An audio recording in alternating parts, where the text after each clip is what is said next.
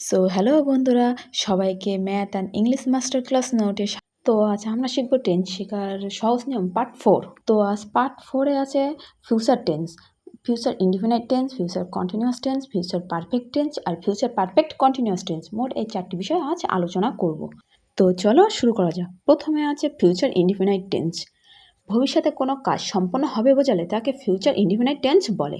গঠন প্রণালী অথবা স্ট্রাকচার: সাবজেক্ট প্লাস শ্যাল অথবা উইল প্লাস মূল ভার্বের ভিওয়ান মানে present form plus object oblique extra. উদাহরণ: I shall go to school tomorrow. I হচ্ছে সাবজেক্ট, শ্যাল হচ্ছে বিভার, গো এটা হচ্ছে মূল ভার্ব, টু স্কুল টুমোরো এটা অবজেক্ট অথবা এক্সট্রা। এরপরে আছে ফিউচার কন্টিনিউয়াস টেন্স। ভবিষ্যতে কোনো কাজ কিছু সময় ধরে চলতে থাকবে বোঝালে তাকে ফিউচার কন্টিনিউয়াস টেন্স বলে।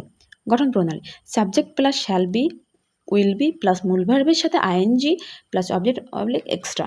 উদাহরণ: I shall be going to school tomorrow. I হচ্ছে সাবজেক্ট, শ্যাল বি এটা হচ্ছে বি ভার্ব প্লাস ওর সাথে বি যোগ, গোয়িং মূল ভার্বের সাথে আইএনজি যোগ, টু স্কুল টুমোরো এটা অবজেক্ট অথবা এক্সট্রা। এরপর হচ্ছে ফিউচার পারফেক্ট টেন্স। ভবিষ্যতে যেটা দুটি কাজের মধ্যে যে কাজটি আগে শেষ হবে বোঝালে তাকে ফিউচার পারফেক্ট টেন্স বলে। গঠন প্রণালী: সাবজেক্ট প্লাস শ্যাল হ্যাভ অথবা উইল হ্যাভ প্লাস মূল ভার্বের ভি3 অথবা past participle form plus object oblique extra. উদাহরণ: I shall have gone to school by tomorrow. I হচ্ছে সাবজেক্ট, শ্যাল হ্যাভ মানে বি ভার্বের সাথে প্লাস হ্যাভ যোগ, গান মানে মূল verb go or past participle form হচ্ছে gone, to school by tomorrow এটা অবজেক্ট অথবা এক্সট্রা। এরপরে আছে ফিউচার পারফেক্ট কন্টিনিউয়াস টেন্স।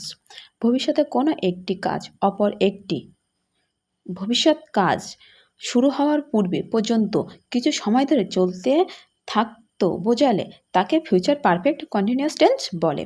গঠন প্রণালী: সাবজেক্ট প্লাস শ্যাল হ্যাভ বিন অথবা উইল হ্যাভ বিন প্লাস মূল ভার্বের সাথে আইএনজি যোগ প্লাস অবজেক্ট অথবা এক্সট্রা।